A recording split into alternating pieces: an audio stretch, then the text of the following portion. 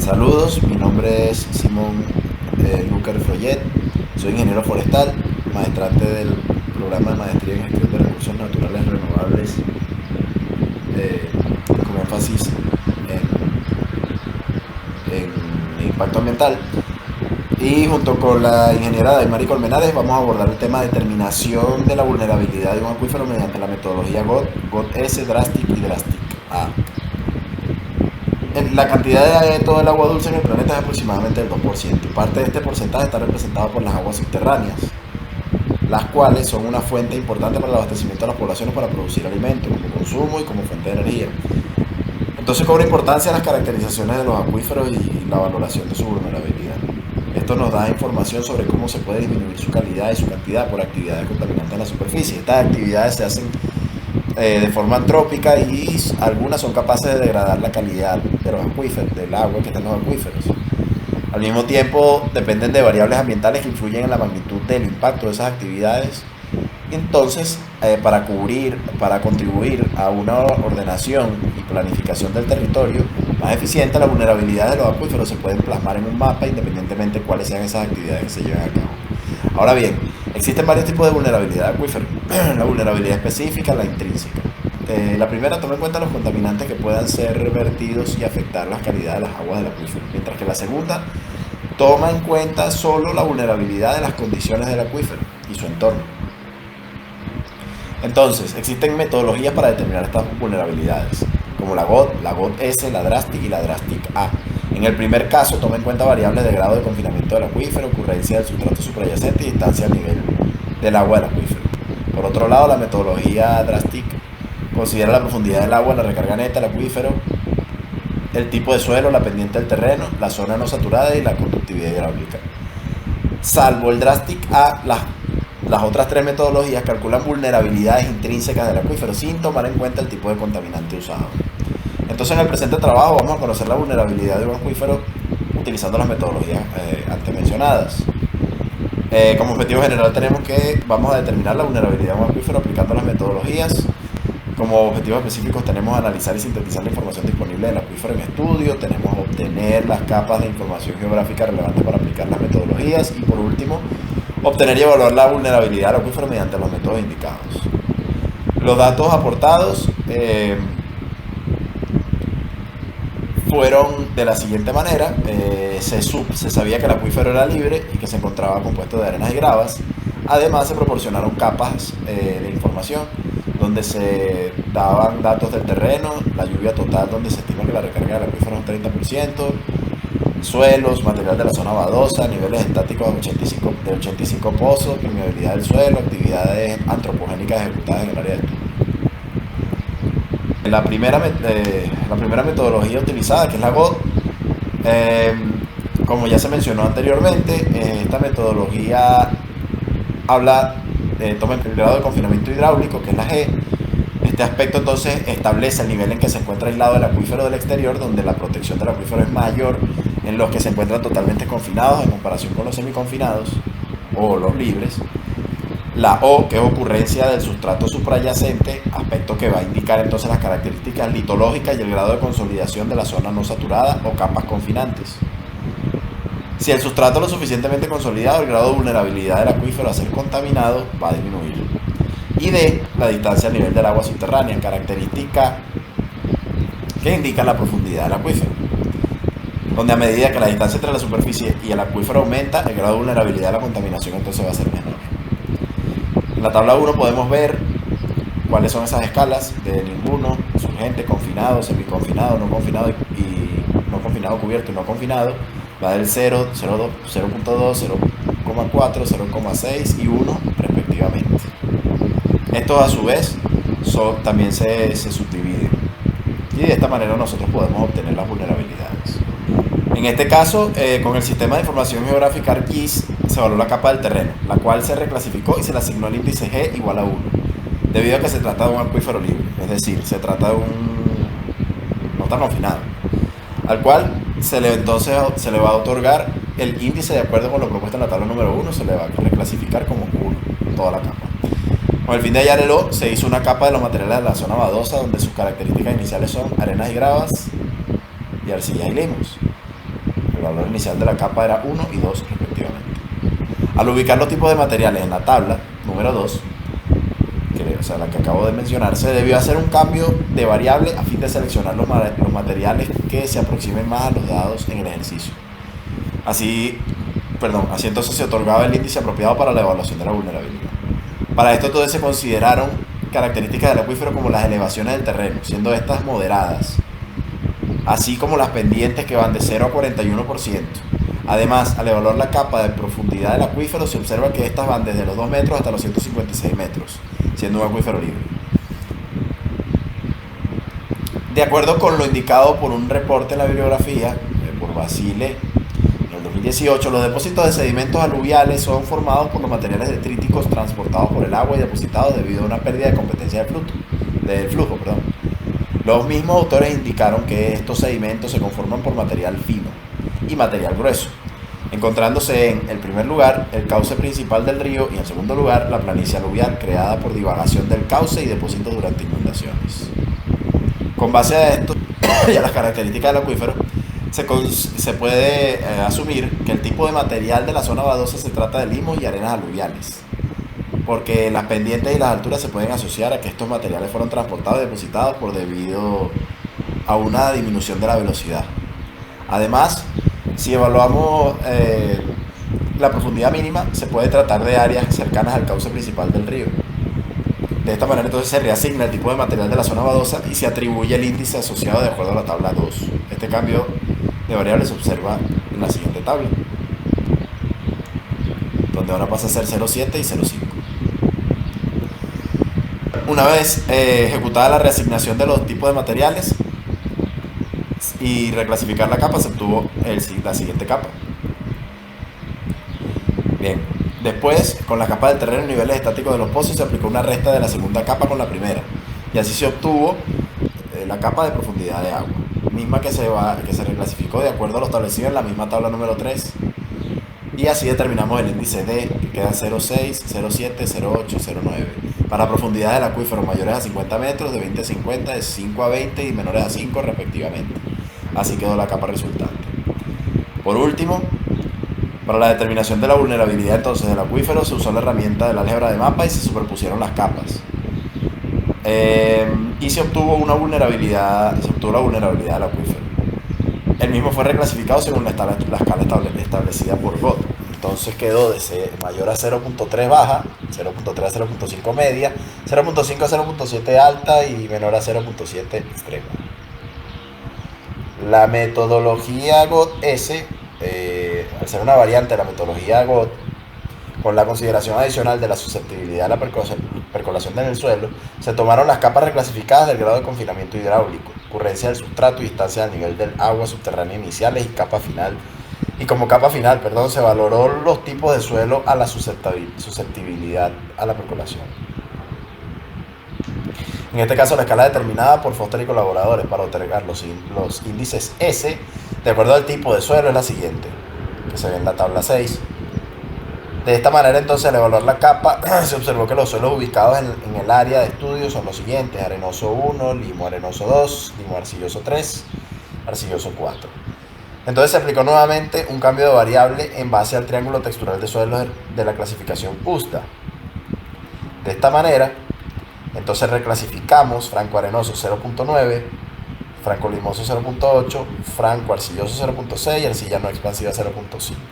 Así se determinó la vulnerabilidad del acuífero usando la metodología GOT-S. De igual manera, se usó de la herramienta de álgebra de mapas, en la cual se obtuvo el mapa de vulnerabilidad del acuífero, donde se generó la siguiente información: 0 nula, el índice de 0 era nula, de 0 a 0.1 despreciable, de 0,1 a 0,3 baja, de 0,3 a 0,5 media, 0,5 a 0,7 alta y 0,7 a 1.0 extrema. Con respecto a la metodología DRASTIC, este es otro método de determinación de vulnerabilidad intrínseca. Parte de la hipótesis de que la fuente de contaminación está sobre la superficie del suelo, que los contaminantes van a ser transportados hacia el acuífero por infiltración y posterior percolación del agua, y que el tipo de contaminante no va a influir sobre la vulnerabilidad. Es decir, en esta metodología se toma en cuenta la vulnerabilidad del acuífero y de las condiciones del acuífero. No necesariamente o no toma en cuenta las características del contaminante. También esta metodología está establecida para aplicar a unidades superiores a las 40 hectáreas. En esta metodología fue desarrollada por Aller y colaboradores en el año 1986. Acá se consideran una serie de capas de información geográfica, como es la profundidad del acuífero, la recarga neta del acuífero. El parámetro A en este caso indica cómo está conformado el acuífero, qué tipo de material conforma el acuífero. Los tipos de suelo, la pendiente del terreno, la zona badosa o la zona saturada, la conductividad hidráulica, ya que este es el parámetro que va a indicar qué grado tiene el acuífero de permitir esa percolación en el suelo. En esta metodología se le asignan unos factores de ponderación a cada parámetro, donde para la profundidad del acuífero se asigna el número 5, la recarga neta el 4, el acuífero 3, el tipo de suelo el 2, la pendiente del terreno 1, la zona saturada 5, la conductividad hidráulica 3. También se le asignan una serie de rangos a cada parámetro, que este rango va a ser multiplicado con la ponderación que se le otorga y se van a reclasificar las capas de acuerdo a los rangos establecidos por la metodología. Por ejemplo, para el parámetro D o la profundidad del acuífero, se otorgan los rangos del 1 al 10, donde el 10 es la mayor vulnerabilidad y el 1 va a determinar las vulnerabilidades más bajas para este parámetro. En la imagen se puede ver cómo se hizo uso de la capa del terreno junto con la capa estática, mismas que fueron restadas para obtener la profundidad del agua y se reclasificó de acuerdo a los rangos otorgados. Allí se observa la capa resultante. Luego, para determinar el parámetro R, que es la recarga neta del acuífero, en este caso se usó la capa de las precipitaciones, misma que fue multiplicada por el 30%, ya que la recarga neta del acuífero es el 30% de las precipitaciones. Luego, obteniendo los niveles de recarga, se reclasificó de acuerdo a los rangos de clase otorgados para este parámetro, siendo el 9 en este caso el que se obtuvo el de mayor vulnerabilidad y el 1 el de menores vulnerabilidades. Con respecto a los rangos otorgados para el parámetro A, en este caso también se reclasificó de acuerdo a los rangos de clases típicos otorgados para la metodología DRASTIC. En el área de estudio, el acuífero se encuentra conformado por arenas y gravas, que en este caso pues el rango para la capa total fue 8. Para el parámetro S, que quiere decir los tipos de suelos del acuífero, también tenemos un rango de clases otorgado por la metodología y fue reclasificada la capa de los tipos de suelos de acuerdo a los rangos establecidos. Allí se observa cómo quedó en los rangos 1, 3, 6 y 9. Para el parámetro T o pendiente del terreno, también se fijaron unos rangos de clases que están establecidos en la metodología, donde las pendientes más bajas de los terrenos resultan ser las de mayor vulnerabilidad, ya que como no existe un grado de pendiente elevado, existe mayor probabilidad de que el contaminante percole hacia el acuífero. Y las pendientes mayores a 18 grados son las que poseen menor vulnerabilidad. Esto debido a que el agua va a correr superficialmente y no va a percolar en el suelo. Es decir, el contaminante va a tener menor probabilidad de ingresar y perjudicar el acuífero. Con respecto al parámetro I, que se encuentra asociado al tipo del medio, también se usó el rango de clase típico. En este caso, los suelos o el tipo de medio existente en el área de estudios corresponden a arenas aluviales y limos aluviales, mismos que se les otorgaron los rangos de acuerdo a la clasificación establecida. Finalmente, el parámetro C, el cual se encuentra asociado a la conductividad hidráulica, fue reclasificado de acuerdo a los rangos de clase establecidos en el método Drastic. Con todas estas capas se realizó finalmente una superposición de las capas con la herramienta de superposición ponderada del análisis espacial del ARGIS, para finalmente obtener el mapa de vulnerabilidad de Drastic. Con respecto a la vulnerabilidad Drastic, al ser una variante del Drastic, lo que se hizo fue unir todas las capas que ya se habían obtenido en la metodología Drastic y se le adicionó el factor de actividades antrópicas, aplicando nuevamente la herramienta de superposición ponderada. El mapa resultante se reclasificó de acuerdo al índice Drástica establecido en la metodología, donde los valores entre 140 y 159 están dados para una vulnerabilidad baja, entre 160 y 179 vulnerabilidad media, 180 y 199 vulnerabilidad alta y mayores a 200 una vulnerabilidad muy alta. En cuanto a los resultados obtenidos, se realizó los mapas de vulnerabilidades del acuífero con las capas obtenidas. En este caso vemos los mapas de la vulnerabilidad obtenida por el método GOT y la vulnerabilidad obtenida por el método GOS. De manera general, observamos que en el acuífero o el área de estudio se observan un rango de vulnerabilidades, en su mayoría entre bajas y medias a los agentes contaminantes. Las vulnerabilidades altas se observan en el mapa obtenido por el método GOT y, por el contrario, en el método GOTS aumentan las áreas donde el índice de vulnerabilidad es baja. Esto debido a que se considera adicionalmente la capa de la susceptibilidad de percolación en el suelo, siendo el suelo una barrera protectora hacia el acuífero. En cuanto a los mapas de vulnerabilidad obtenidos mediante los métodos Drastic y Drástica, observan entre ambos, al comparar, que las escalas de vulnerabilidad varían. Esto se observa, por ejemplo, en los valores o en las escalas definidas. Por ejemplo, en el método Drástica se consideran valores de vulnerabilidades bajas entre los 140 y 159. Por el contrario, en el método Drastic, los valores de vulnerabilidades altos comienzan a partir del rango 151, que en la metodología Drástica se considera un valor bajo de vulnerabilidad. En el caso de la metodología Drástica, observamos que el factor antrópico es un aspecto de gran relevancia y que nos va a proporcionar información relevante sobre los usos del suelo y cómo estos pueden afectar las vulnerabilidades del acuífero. Es decir, este mapa es un poco más preciso en comparación al método Drastic.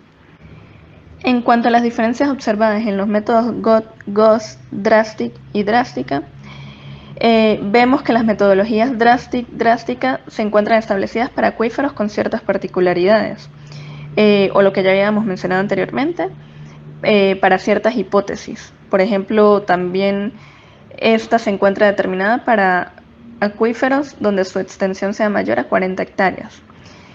Entonces, en este método se utiliza información más específica para valorar las vulnerabilidades del acuífero, partiendo de la hipótesis de que existe un contaminante que va a producir daño directo sobre el acuífero, por lo que evalúa las condiciones como tal del acuífero y no del contaminante. En cuanto a las metodologías GOT, GOS, se observó que estas están establecidas para acuíferos de los cuales no existe una alta probabilidad de que el contaminante afecte directamente al acuífero o una gran extensión de este.